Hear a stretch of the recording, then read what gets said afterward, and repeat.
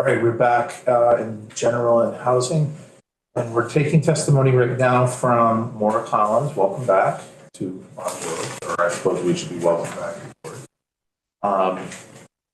Maura is here to give us a quick give us an update, regardless of how quick it is, on the assignments, I suppose, that we gave the HFA through legislation last year, also ongoing issues relating to some of the stuff that we heard from the HCB this morning. And also asks, requests, focuses on what the BAA has and doesn't have in it, and what we might be able to include in our letter to the Appropriations Committee, which again, we're trying to take this testimony, some today, some tomorrow, and try to get a letter to the Appropriations Committee, or get a draft of it done by this week and get it to the committee by Tuesday of next week. So with that, and with the information we'll glean, we should be able to start working on that letter tomorrow and Friday. But we don't need to reintroduce ourselves. You don't really need to introduce yourself. So the microphone is yours. How'd you do this year? How'd you do in 2023? I had a great 2023. Thank you for asking. As did VHFA. So I'm Maura Collins. I'm the Executive Director of the Vermont Housing Finance Agency, VHFA, she, her pronouns. And you already know a lot of the early slides I'm going to show you, so I'm going to move quickly through them.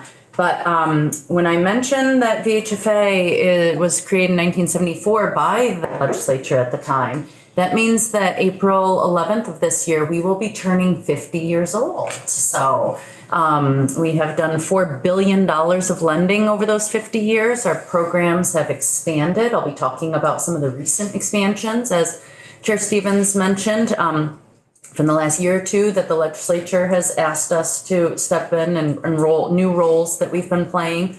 But also, I just want to make sure we're all on the same page about the platform upon which those new initiatives have been built. And one of those is a really simplified version of, we don't come to you for BAA or during the appropriations process to fund our operations. We are self-sustaining by issuing bonds. And it's a very simple process where actually next month we'll be going to the bond market for, I think, about $30 million, because we need to make more mortgages for home buyers. So we will be asking investors to give us $30 million. When they do that, we will have that money, and we will promise over the next 30 years to pay those bondholders back their $30 million plus, I'm rounding here, 5% interest. We are then going to have $30 million. We're going to make a whole bunch of mortgages, and they are going to be at, let's say, a 6.25% interest rate. And we live off the spread, meaning we're getting in from our mortgage holders 6-something%, and we're paying those bondholders 5%. We're limited as to what that spread is. We can't go crazy with that. The feds regulate it. It's a different spread if you're doing multifamily housing versus single family housing. But overall, this is what we do and how we get our money. And then more importantly than how we get our money is who do we help with that money? And for our home buyers, you can see here on slide 3 that in the past fiscal year, our 2022 fiscal year, we did just 184 loans. Most of them are first-time home buyers, but there's some times that we serve other folks. A lot of these folks are getting down payment assistance, which is largely funded by the legislature allowing us to sell state tax credits to fund a revolving loan fund of down payment assistance money. And you can see the incomes of the people we're serving and the purchase prices and such, and who we're helping. In addition to the single family programs, which I'm going to talk about our first generation homebuyer program in a minute, this is the platform for that. But first I want to turn to a special stimulus funded program some 10 million with CARES Act, and then later $50 million through ARPA, not the state and local fiscal recovery funds you're used to dealing with ARPA. There were other parts of ARPA that you all didn't have to worry too much about. One of them was $50 million that flowed through VHFA to pay past due mortgages, property taxes, utilities, and homeowner association condo fees. And that was not just to VHFA's borrowers. Thankfully, we didn't have that level of delinquencies. This was to any income eligible Vermont homeowner whose primary residence was in Vermont, and they had a first lien mortgage, and they had some kind of COVID impact. So that program has ended. We have emailed you throughout the process of that program. This started back in 2020. It's closed now.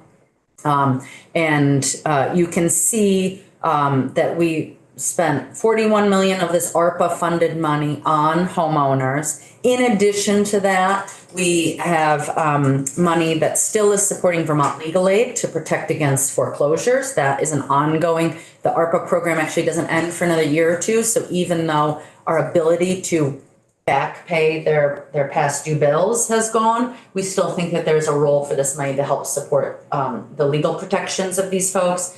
The homeownership centers were funded through this to do education, outreach, financial information.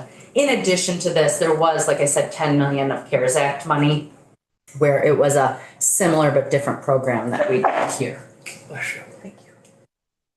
On the rental side, I'm not going to, you hear a lot from VHCB and from DHCD and other organizations where we all come together, and we are this rainbow layered cake here of putting our money together to fund the creation and the rehabilitation of multifamily affordable rental housing. And so when you just heard a presentation from Gus, when you hear those presentations and you hear about those projects and those communities served and those innovations, oftentimes VHFA was also a funder in that work. But our funding doesn't come through the state. I don't always show up and talk about that in the same way because we're using federal tax credits. We're using those loan dollars that we got from the bonding process to fund our part of the cake here. And so in the last fiscal year, we did about $46 million worth of work. And then we have an ongoing role of monitoring for compliance, for health, for safety, and financial strength of the apartments that we have funded over those 50 years. So, yeah. Sorry, just very quickly, what happens when a building or apartment falls out of compliance? Mm-hmm. Are you the person are you the organization that tenants or landlords can go to seek help? So if the building has some of our money in it, which is the 9,800 units, then that is possible. And we do hear from tenants directly.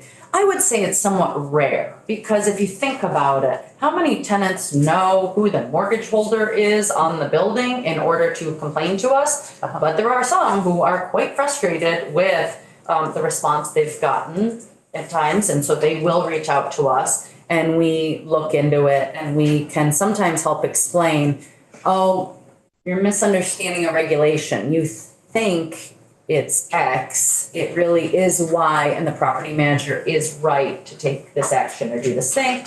Other times, there may have been turnover for the property manager or something like that. There may be a misunderstanding of the regulations, and we will work with the property manager to say, actually, this tenant does have a point, and, you know, to follow the policies, you need to do X, Y, and Z. I'm going to say time out, please. Oh.